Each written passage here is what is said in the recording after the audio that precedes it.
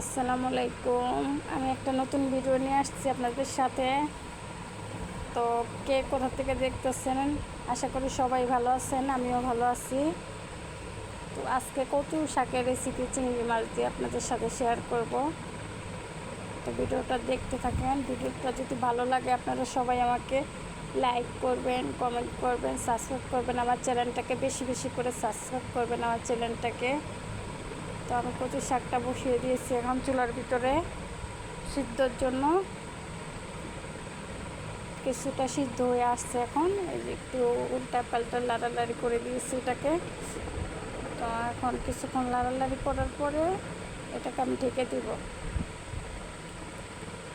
আমি বারবার করে বলতেছি, আমি নতুন হিসাবে যদি আমার কোনো ভুল ত্রুটি হয়ে থাকে আপনারা সবাই ক্ষমা দৃষ্টিতে দেখবেন। তো এখন আমি ঢেকে দিয়েছি কচু শাকটা কিছু সময় ভালোভাবে সিদ্ধ হওয়ার জন্য এটা ঢেকে দিয়েছি।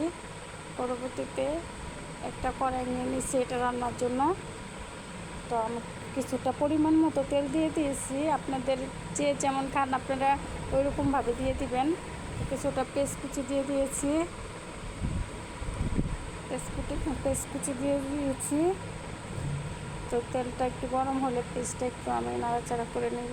পরিমাণ মতো আমি পেস্ট কুচি দিয়ে দিতেছি। তো আপনারা ভিডিওটা একটু দেখতে থাকেন, ধৈর্য সহকারে একটু ভিডিওটা দেখেন। তো আমি একটু নাড়াচাড়া করে দিয়েছি।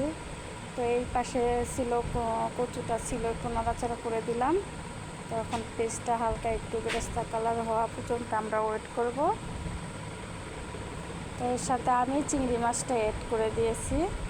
তো একটু এর সাথে মরিচের গুঁড়া, হালকা হলুদের গুঁড়া, কিছুটা হলুদের গুঁড়া পরিমাণ মতো আপনারা যে যেমন পছন্দ করেন পরিমাণ মতো আপনারা দিয়ে দেবেন।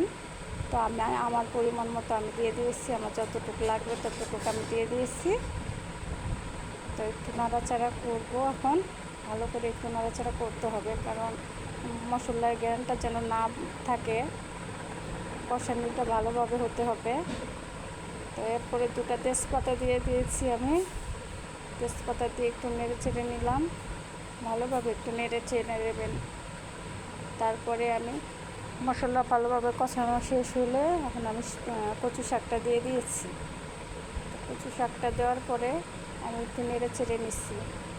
তো নেড়ে চেড়ে নেওয়ার পরে এই ফাইনাল লুক আপনারা দেখেন, আশা করি ভালো লাগবে আপনাদের। আমি একটু লেবু দিয়ে দিলাম এর সাথে, ফ্লেভারটা ভালো হওয়ার জন্য আপনারা যে যার মতো দিয়ে দিন। ধন্যবাদ, ভিডিওটা এই পর্যন্তই।